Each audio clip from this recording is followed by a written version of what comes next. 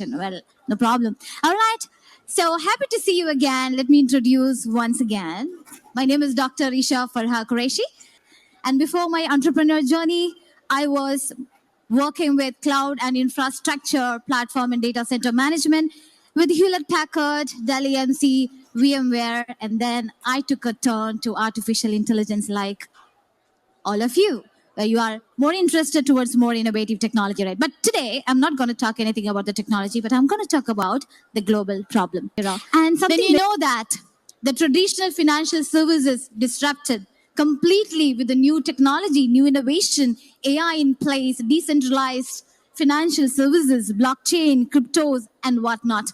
But however, we forget sometimes about a category or segment of people who are in the vulnerable society. To the World Bank strategy, 1.6 billion adults don't have access to any of the financial services. They are not exposed to banking.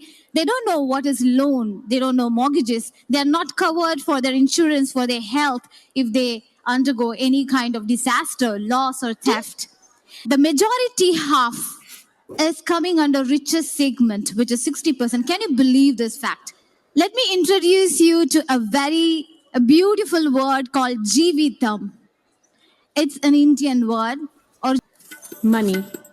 It connects complete strangers. Through money, we build and we break, fill our wishes. Some of us have a lot of money. Some of us have less. But money is a universal need for both individuals and businesses. Money is simpler for us. Money is now digital, and our lives have never been so convenient. But is it the same for everyone? For millions of people across the world, money is not simple at all. There are people we see every day, in our homes, our cities, and our villages, in a low-paid job for an industry often called the lifeline of our economy, living in a foreign land, sending remittances back home, the farmers who grow the food we eat, the fishermen who spend months away from home, and the millions of small businesses that we call the engine of our economic growth. Their interaction with money is very limited for many reasons. Irregular income, social status, limited education, distance, and without me telling anything, you understood what I'm trying to say. So instead of me talking from the emotional angle, let me now talk from a business aspect. Now, we all are number guys.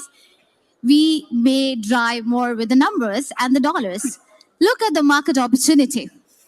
So we have taken samples from countries of Africa, India, Pakistan, Bhutan, Bangladesh, Sri Lanka, and specifically, I have real numbers of the real living families from India. I was closely working with a friend of mine called Munish, who had dedicated his life day in and day out for helping the blue collared and underprivileged.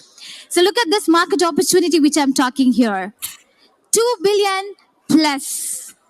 We have bottom of pyramid population. BOPs are 2 billion plus. And India alone is 800 million. And 800 billion plus is the global remittance market. When I say that, the global remittance, the cross-border transactions are heavily coming from the blue-collar workers as well as small micro entrepreneurs. 4.4 billion global unbanked population, and that was 2022, and now it's 2 billion plus again. 250 million plus blue-collared job demand is being expected. And this is an untapped market for all of us. When I talk about livelihood, there is a synergy between livelihood and the financial inclusion. And I'm not just talking about the jobs, I'm talking about regular and reliable income generation. I'm talking about opportunities for growth and advancement. I'm talking about economic shock resilience and then sustainability of the environmental disasters, dignity and security, and long-term financial stability. This is called Garib. When I say this is vulnerable segment, this data is a sample from Indian population where you can see 200 million plus is a market size of vulnerable community. And you can see 100 million plus is a micro entrepreneurs, 50 million plus gig workers, migrant workers 40 million, and blue collar 80 million, and construction workers 60 million plus.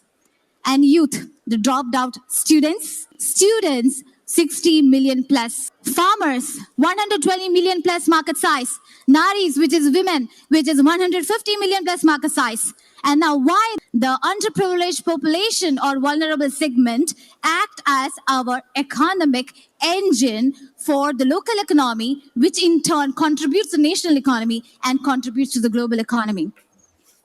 And this is a screenshot which also says it's not just the poverty, it's not just the income that factors from exclusion from the financial services, but also the trust factor. This is exactly where I need your help, the stakeholder ecosystem. And we together work for financial inclusion is what I'm trying to say. Social inclusion is more about empowering them and listening to their voice and giving them the rights to take a decision, whereas financial inclusion is more about getting access to the financial services, mortgages, loan, and affordable tools and facilities for them to be actively participate in the global economy. And if you look at it, livelihood and inclusion, it's a synergy of earning and saving. Many businesses which is happening in the urban areas are not accountable. I can say my own maid who is there at home, she sends money to Uganda through another channel. And right now, she uses mobile pay as one of the kind of potential market that we are talking about. If you're looking at the minimum income that requires $300, vulnerable society to transition into a lower middle class family. Financial and digital literacy, of course, these are very important. We as educated population to bring them into digital aspects and to use the financial inclusion. This is my Sophie. You remember we did discuss about agents. This is more about personalized insurance agent, personalized financial advisor who can take them to, facial recognition capacity. We can take through the scorecard prediction, the default of loan predictions, with partnership, global collaborations, gender empowerment, subsidizing the digital tools for underserved groups, which is very, very important because many of them, it feels that it is not accessible, affordable, or available for the vulnerable segment yet. And then, of course, the engagement of the youth is the next big thing. Ladies and gentlemen, if we can solve one problem of financial inclusion, we are solving 7 different problems of Sustainable Development Goal of United Nations 2030. I'm sure that you agree with me. And now, just wanted to conclude by saying one message to everybody that let's work together to create a world where sustainable livelihood and inclusive growth are not just an idea, but the reality for billions of people worldwide. Thank you very much.